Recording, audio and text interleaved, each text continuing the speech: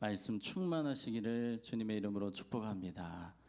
오늘 예수님께서는 겟세마네 동산에서 기도로 고난의 길을, 십자가의 길을 완벽하게 준비하셨습니다. 그러나 제자들은 기도했습니까? 안 했습니까? 안 했습니다. 이제 불보듯 뻔한 상황이 벌어지게 됩니다. 예수님은 이 십자가의 길을 잘 이겨내시지만 제자들은 이 강력한 시험 앞에서 다 넘어지고 도망가게 됩니다.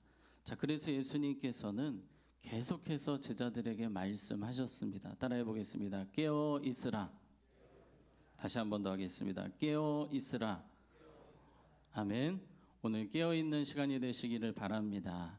우리가 깨어 있는 것이 어떤 것입니까? 우리 예수님께서는 제자들에게 이렇게 깨어 있으라라고 계속해서 말씀하셨습니다. 누가복음 21장 36절에 보시면 같이 읽습니다. 시작.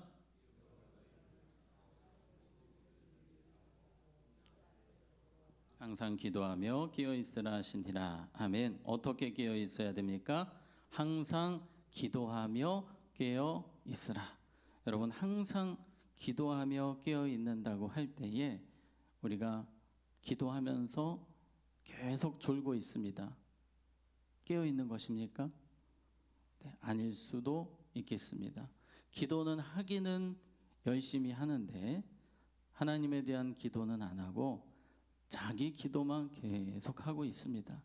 정말 깨어 있는 것일까요? 아닐 수 있습니다. 정말 깨어 있는 것은 예수님처럼 기도하며 깨어 있는 것이 정말로 깨어 있는 것입니다. 예수님 어떻게 기도하셨습니까? 누가복음 22장 42절에 보면 이르시되 아버지여 만일 아버지의 뜻이거든 이 잔을 내게서 옮기시옵소서. 그러나 같이 읽습니다. 마시옵고 아버지의 원대로 되기를 원하나이다 하시니 아멘. 내 원대로 마시옵고 아버지의 원대로 되기를 원하나이다. 이것이 기도로 잘 깨어있는 모습이라 할 수 있겠습니다. 예수님도 이 십자가의 길을 가시면서 정말 힘드셨습니다. 이 잔을 주님 제발 피할 수 있으면 좋겠습니다 하셨습니다. 그러나 결국 하나님의 뜻에 복종시키십니다. 아버지의 뜻에 모든 것을 맞추는 겁니다. 깨어있는다는 것은 내 생각, 내 고집을 꺾고 주님의 뜻에 나를 맞추는 기도. 내가 주님의 뜻대로 살기 원합니다. 주님의 뜻대로 행하기 원합니다. 이것이 바로 항상 우리가 깨어 있어야 하는 부분이라 할 수 있겠습니다. 어떤 분들은 하나님 아버지의 뜻은 뒷전이고 내 뜻만, 하나님 이 잔을 내게서 옮기시옵소서, 그냥 계속 끝까지 이 기도만 하시는 분들이 계십니다. 어떤 분들은 하나님과 딜을 합니다. 하나님 안 들어주시면 저도 조치를 취하겠습니다. 저도 교회 일 안 하겠습니다. 이런 식으로 하나님과 딜을 하는 것은 하나님의 뜻대로 깨어있는 것이 아닙니다. 우리는 항상 내 생각을 꺾고 주님의 뜻에 맞추도록, 우리의 기도는 결국 주님의 뜻에 맞추는 기도가 되어야 하는 것입니다. 내 마음은 이렇다 할지라도 기도를 하면서 하나님의 뜻으로 변화되는 것이 깨어 있는 것입니다. 여러분, 항상 예수님처럼 깨어 있으시기를 축복합니다. 예수님이 깨어 있으셨기 때문에 이제 오게 되는 엄청난 강력한 영적 공격을 다 이겨내십니다. 오늘 우리가 읽었던 3절 같이 읽겠습니다. 시작. 아랫사람들을 데리고 등과 횃불과 무기를 가지고 그리로 오는지라. 자, 기도가 마치고 바로 시작이 되는데 그 가룟 유다, 가장 사랑했던 제자 아닙니까? 가룟 유다가 수많은 군병들을 데리고 옵니다. 여기서 어떻게 표현이 됐냐면 유다가 군대와라는 표현이 있어요. 군대라고 하면 이제 많이 치면 1000명까지도 칩니다. 적게 치면 몇백 명 정도. 지금 유다가 종교 지도자들, 대제사장, 바리새인들과 함께 대동해서 로마의 군인을 무려 몇백 명을 데리고, 그것도 완전 무장하고 횃불과 무기를 가지고 창과 칼을 가지고 예수님을 잡기 위해서 그 밤에 찾아온 것입니다. 제자들이 얼마나 당황했겠습니까? 얼마나 놀랐겠습니까? 갑자기 군인들이 들이닥치는데 그 중심에 누가 있습니까? 가룟 유다가 있습니다. 내가 알던 제자가 저기 서 있습니다. 그런데 되게 부끄러워하고 힘들어하는 표정이 아니고 너무 사람이 떳떳해 보입니다. 막 화가 나는 거죠. 제자들도 너무 당황스럽고 화가 나고 어찌할 바를 모르는 그런 상황입니다. 그런데 예수님은 어떠실까요? 4절 말씀 보시면 예수께서 그 당할 일을 다 뭐하시고 아시고 기도로 깨어 있으셔서 이 상황을 다 아셨습니다. 그리고 나아가 이르시되 너희가 누구를 찾느냐? 너무나도 여유가 있으십니다. 지금 제자들은 막 얼굴이 울그락불그락해지고 분노의 감정을 참지 못하고 이러지도 저러지도 못하고 있는데 예수님은 여유 있게 평안하게 기도로 잘 준비하셨기 때문에 하나님의 뜻을 알기 때문에 이제 그 길을 잘 가고 계시는 것입니다. 자, 예수님은 모든 것을 맡기셨습니다. 우리가 깨어 있는다고 하는 것은 주님께 몇 프로 맡기는 것입니까? 100% 맡기는 것입니다. 내가 정말 깨어 있는가 그렇지 않은가는 맡기는 것을 통해 우리가 확인할 수 있겠습니다. 자, 이제 예수님 말씀하십니다. 누구를 찾느냐? 그 무리들에게 질문을 하십니다. 그랬더니 5절에 이렇게 말합니다. 대답하되 나사렛 예수라 하거늘 이르시되 내가 그니라 하시니라. 그를 파는 유다도 그들과 함께 섰더라. 지금 그 많은 사람들이 다 같이 이구동성으로 나사렛 예수라고 외치고 있습니다. 나사렛 예수는 예수님에 대해서 좋은 표현일까요? 안 좋은 표현일까요? 안 좋은 표현입니다. 그들이 생각할 때 그냥 촌동네 예수 깎아내리는 표현 중에 하나가 이 나사렛 예수라고 할 수 있겠습니다. 하나님의 아들 예수, 죽은 자를 살리신 예수, 베들레헴 출신 예수 이런 것도 아니고 그들은 지금 나사렛 예수, 인간 예수에 초점을 맞추고 있습니다.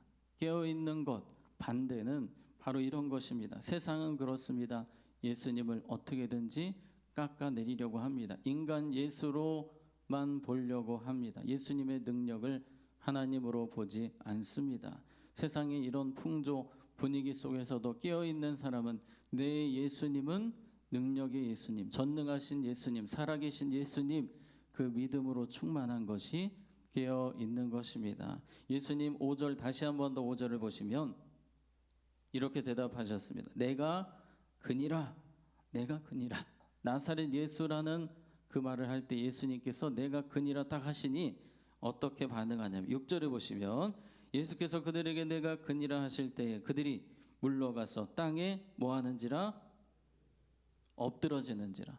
깜짝 놀라서 아마도 앞열에 있는 사람들 같습니다. 예수님이 내가 그니라 했더니 깜짝 놀라면서 뒤로 자빠지는 그런 모습을 보게 됩니다. 지금 예수님은 너무 당당하십니다.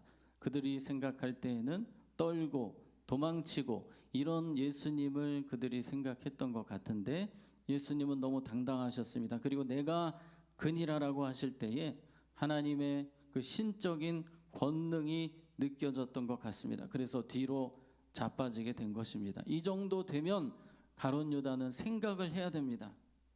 예수님은 보통 분이 아니다. 내가 실수했다. 내가 잘못했다. 이 생각이 가야 되는데 얼마나 마음이 돌 같은지 강팍한지 지금 사람들이 다 엎드러진 상황에서도 유일하게 당당한 사람, 전혀 마음이 아무렇지도 않은 사람 바로 가룟 유다였습니다. 깨어있지 않는 것은 바로 이것입니다. 돌 같은 마음, 계속해서 마음이 녹아지지를 않습니다. 오늘 이 새벽에 성령님이 우리를 만져주셔서 더욱더 우리의 마음이 녹아지고 부드러워져서 주님이 언제든지 쓰실 수 있는 그러한 마음이 되어야 할 것입니다. 자, 8절에 보시면 예수께서 대답하시되 너희에게 내가 그니라 하였으니 나를 찾거든 이 사람들이 가는 것은 용납하라 하시니 지금 예수님은 극한의 상황입니다. 지금 수백 명이 잡으러 왔습니다. 그런데 지금 누구를 챙기고 계십니까? 제자들을 챙기고 계십니다. 이 사람들은 건드리지 말아라. 예수님은 이 최악의 상황에서도 사랑하는 제자들을 돌보셨고 챙기셨습니다. 보통 이 정도를 할 수 있는 것은 일반적인 관계에서는 되지 않습니다.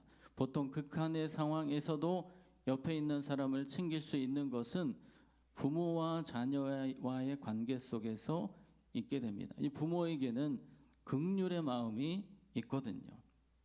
긍휼의 마음이 있기 때문에 예수님은 이 최악의 상황에서도 제자들을 돌보셨습니다. 그 모습을 우리에게 보여주신 분이 스데반 집사님이십니다. 돌로 치는 그 악한 사람들을 긍휼의 마음으로 바라보고 기도하시지 않았습니까? 우리가 깨어 있는다는 것은 무엇입니까? 주님의 마음으로, 주님의 긍휼로 사람들을 대하는 것입니다. 돌아보는 것입니다. 불쌍히 여기며 기도하는 것입니다. 내 마음이 요즘 긍휼히 여기는 마음이 있는지 없는지를 잘 보셔야 됩니다. 깨어 있는 것은 예수님처럼 긍휼히 여기는 것입니다. 자, 이 10절을 보겠습니다. 같이 읽겠습니다. 시작. 예.